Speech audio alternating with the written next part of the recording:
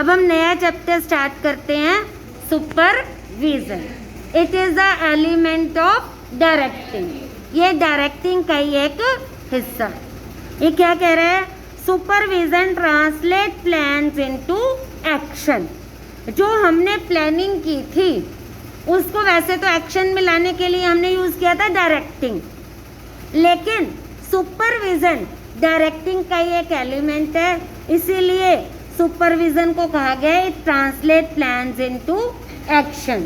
ये एक्चुअल में वर्कर्स को, एम्प्लॉयज़ को बताता है कि उन्होंने क्या करना है, और फिर ये देखते हैं कि वो उस काम को सही तरीके से कर भी रहे हैं या नहीं। मीनिंग क्या कह रहे हैं? The word supervision is formed by, अब जैसे कि नाम से ही क्लियर है, दो वर्ड से जुड़ के बनाई है, एक सुपर और दूसरा विजन। जो फॉरवर्ड मीन्स है, फॉर्मली अगर आप देखते हो सुपर का मतलब क्या होता है? बेस्ट। सुपर का मतलब क्या है?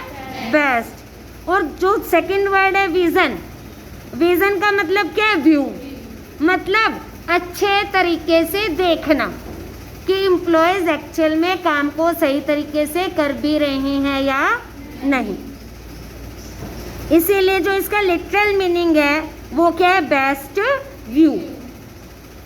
Maintaining the best view possible on work on one subordinate. जो सुपरवाइजर है वो अपने सबऑर्डिनेट पे, यानी कि जो लोग उसके अंदर काम कर रहे हैं, जो वर्कर, उनको अच्छे से उन पे बेस्ट आई रखता है, अपनी बेस्ट व्यू रखता है। And supervision include both looking into the work of subordinate as well as guiding them properly. सिर्फ देखने भर से काम नहीं चलता, साथ साथ वो उन्हें गाइड भी करता है। Definition according to Davis, Davis ने डेफिनेशन दी है, supervision is the function of assuring that the work is being done as per plan and instruction. ये एश्योर करता है, कंफर्म करता है कि प्लान के अकॉर्डिंग काम हो रहा है या नहीं हो रहा है। वाइटलेस ने भी दिया definition, supervision refer to the direct and immediate guidance and control of subordinate in the performance of their task। जो उनका टास्क है वो उसको पूरे तरीके से कर रहे हैं या नहीं। अब मीनिंग दो तरह से आ सकता है, एक तो पूछा जा सकता है कि सुपरविजन का मीनिंग क्या है, और दूसरा सुपरवाइजर कौन। सुपरविजन क्या है? It refer to monitor the progress of routine work of one, जो डेली रूटीन का वर्क है उसकी प्रोग्रेस को मॉनिटर करना, देखना, of one subordinate and guiding them properly. और सुपरवाइजर क्या है? जो व्यक्ति सुपरविजन कर रहे हैं वही सुपरवाइजर है। आप इसको प्रॉपरली कैसे लिखोगे? It refer to a person who observe what is being done by subordinate and give instructions to ensure optimum utilization of resources. जो इंस्ट्रक्शन देता है और ये देखता है रिसोर्सेज का प्रॉपर यूटिलाइजेशन हो रहा है या नहीं।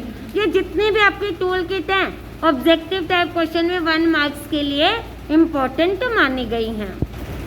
अब हम साथ साथ देखेंगे कैरेक्टरिस्टिक्स ऑफ सुपरविजन। ये मैंने आपको पहले ही बताया था, चाहे आपसे फीचर पूछी हो या कैरेक्टरिस्टिक्स पूछी हो, एक ही बात। तो फर्स्ट क्या है? It is universal activity performed at all level of management. ये फीचर आपको मैनेजमेंट में हर फैक्टर में ज़रूर मिलता है, क्योंकि मैनेजमेंट ही हर लेवल पे काम करती है। सेकेंड है, it is an important part of directing function of management. Management का जो डायरेक्टिंग फंक्शन है उसका एक हिस्सा है, एज यू नो, पता ही है आपको ये बात। नेक्स्ट है, it is a continuous process since supervision is required at all the time. 1 minute के लिए भी अगर सुपरविजन नहीं की जाती तो धीरे धीरे एम्प्लॉयज़ केयरलेस होना शुरू कर देते। It is very necessary to have face-to-face contact between supervisor and his subordinate। Face to face contact होना जरूरी है।